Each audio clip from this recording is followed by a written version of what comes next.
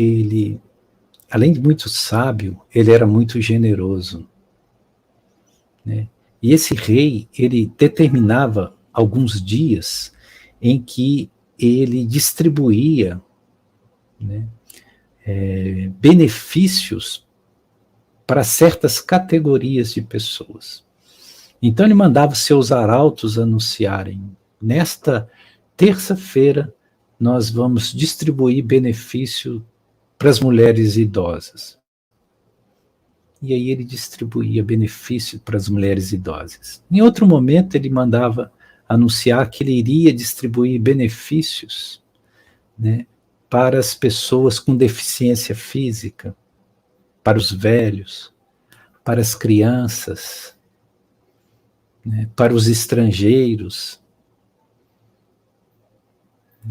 E assim ele fazia. Mas só que ele tinha uma característica muito interessante, que ele conseguia detectar imediatamente quando uma pessoa estava mentindo para ele. Ou seja, quando a pessoa procurava se passar por aquilo que ele não era, que ela não era, ele detectava isso imediatamente.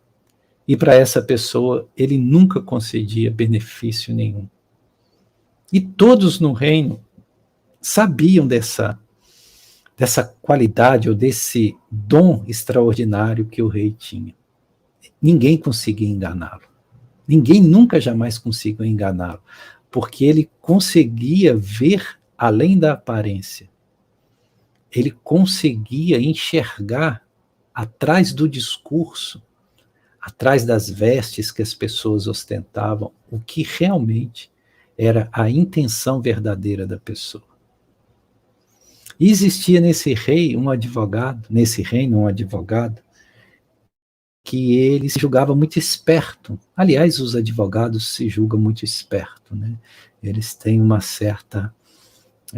certo prazer de estar enganando, né? De estar fazendo, às vezes, aquilo que não é verdadeiro passar por verdade.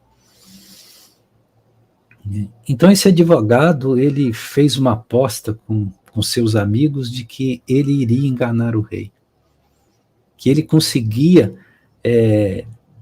se fantasiar ou se fazer passar por algo que ele não era com tanta mestria que o rei não ia perceber.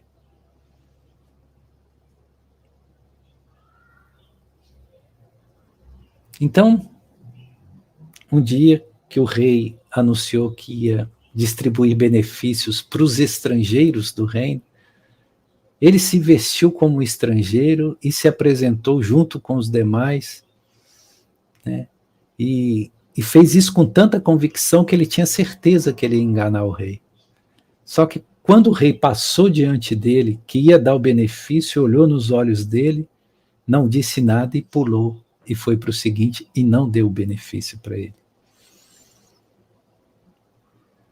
E ele ficou intrigado, como ele consegue fazer isso, né? Como ele consegue detectar. Mas ele não se deu por satisfeito. O dia que o rei mandou anunciar que iria distribuir o benefício para as mulheres, ele se vestiu como uma mulher. Ele assumiu todos os trejeitos de mulher, né? E ficou uma mulher perfeita. Ninguém conseguia reconhecer que ali não estava uma mulher. E se misturou com as mulheres para poder receber o benefício do rei. Quando o rei chegou nele, próximo dele, ia dar o benefício para ele, olhou para ele, pulou e foi para o próximo. E ele ficou irado. Como que o rei consegue, né? Ninguém me reconheceu, como ele consegue perceber? E aí, no outro momento, o rei anunciou que daria o benefício para os idosos, né, para os velhos do reino. E ele conseguiu uma maquiagem perfeita, e ele ficou parecendo verdadeiramente um ancião, um velho. E ele lá foi, né, vestindo andrajos, com uma muleta na mão, né, andando curvado, com dificuldade, falando de forma como um idoso. E quando o rei chegou diante dele, que ia dar o benefício para ele, O rei olhou para ele e passou para o próximo. E ele falou, como eu vou fazer com que o rei me dê o benefício? Como eu vou enganar o rei? E aí ele teve uma ideia extraordinária. Ele falou, eu vou conseguir enganar o rei. O que ele fez? Ele procurou um amigo dele e pediu que o colocasse em uma mortalha como se ele fosse um morto. Né? O morto era envolto em panos, né, em mortalha, e colocasse num caixão, na beira do caminho onde o rei passava todos os dias. Né? E ele sabia como o rei era generoso, como o rei nunca negava benefício a ninguém. Né? E pediu que o amigo dele que o estava ajudando, quando o rei passasse, que ele pedisse uma ajuda, um benefício, para que ajudasse, para que o amigo dele fosse enterrado. Né? E assim eles fizeram. Ele foi vestido na mortalha, né? Deitou-se no caixão, o caixão foi posto na beira do caminho onde o rei passava, e quando o rei passou, o amigo falou, Majestade, você poderia conceder um benefício para que nós possamos enterrar esse senhor? Aí o rei desceu da sua carruagem, tirou algumas moedas de ouro da cinta e jogou sobre o defunto. Quando ele fez isso, o advogado imediatamente sentou no caixão, né, triunfante, porque pensou, agora eu enganei o rei. E disse, finalmente eu consegui o benefício de você, eu o enganei. Aí o rei virou para ele e disse assim, não antes de você estar morto. Não antes de você estar morto. E naquele momento, aquele advogado entendeu, ele teve um lapso de compreensão profunda e ele entendeu, ele percebeu, ele teve um salto quântico, ele teve um satori, uma visão da iluminação. Ele entendeu o que o rei quis dizer para ele. E é esse o sentido da nossa partilha de hoje. Perceber que nós precisamos morrer antes de receber o benefício da vida. Porque enquanto nós não morrermos, o verdadeiro sentido da vida não vem. Mas morrer de que forma? Morrer como? É óbvio que não se trata da morte física. Não se trata do desencarne físico. Nós precisamos morrer por uma certa condição, que é uma condição de inverdade, que é uma condição que nos separa do plano da vida. E é isto que o advogado percebeu. Por isso que o rei disse, não antes de você estar morto. Né? Para nós recebermos os benefícios do divino, e o rei nessa parábola, ele representa o plano divino, o plano da vida, porque o plano da vida é que concede para nós todos os benefícios. Então o rei representa nessa parábola o plano da vida. Então, para que nós possamos receber o plano da vida, nós precisamos primeiro passar por uma certa morte.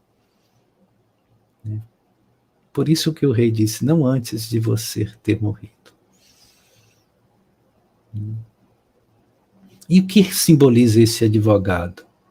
Esse advogado representa o nosso ego, a nossa personalidade, o nosso personalismo. Porque o nosso personalismo o nosso ego está o tempo todo querendo enganar a vida, enganar o plano da vida. Está o tempo todo tentando usufruir de benefícios do plano da vida que nós não podemos obter enquanto nós não nos libertarmos, enquanto nós não morrermos, né, para esse ego. Eu vou dizer um dos maiores benefícios que nós não conseguimos obter do plano da vida quanto nós tentamos enganar o plano da vida através do ego. A felicidade.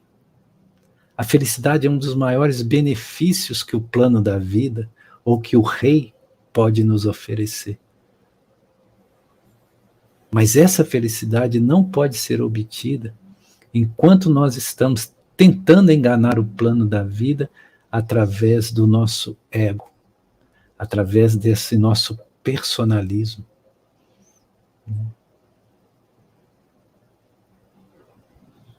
Então isso é muito profundo.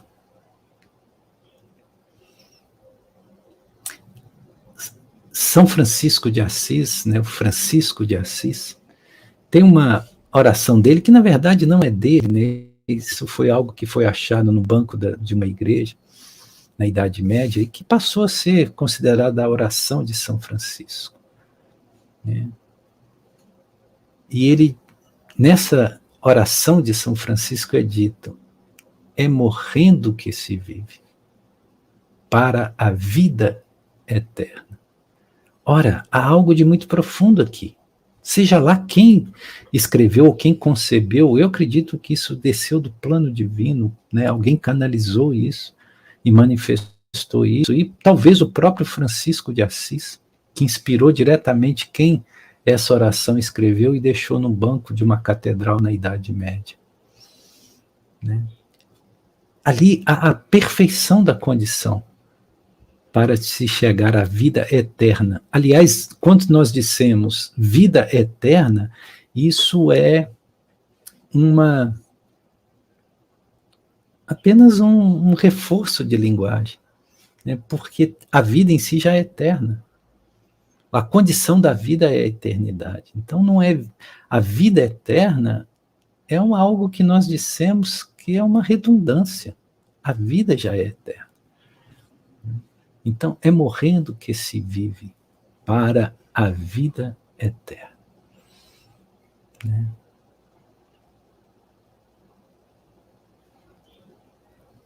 E para que nós possamos compreender o fenômeno da morte, nós temos que compreender o fenômeno da vida. E todos os místicos que passaram aqui pelo planeta, todos os iluminados, eles trabalharam com isso. Eles tentaram mostrar essa percepção. O apego à existência nos separa do plano da vida. Por que nós retornamos tantas vezes ao plano da existência? Por que reencarnamos tantas vezes no planeta Terra? Porque nós estamos apegados ao plano da existência e desconhecemos o plano da vida.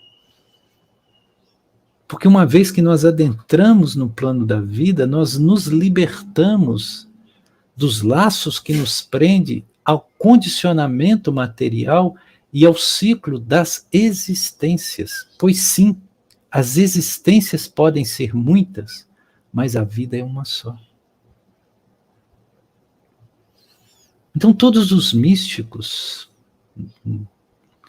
tanto do Oriente como do Ocidente, eles perceberam isso, porque se libertaram, porque se tornaram espíritos livres.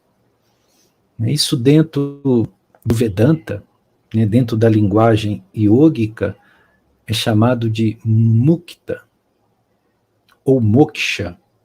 Moksha significa libertação, e mukta é aquele que é liberto. É o muktananda, ou seja, a felicidade irredutível daquele que atingiu a liberdade. Então, o objetivo de um yogi, o objetivo de um vedantista é atingir muktananda, ou seja, a suprema bem-aventurança, a suprema e imperecível felicidade de ser livre, de estar desprendido, desvinculado do cativeiro, da ignorância, da ilusão e da materialidade.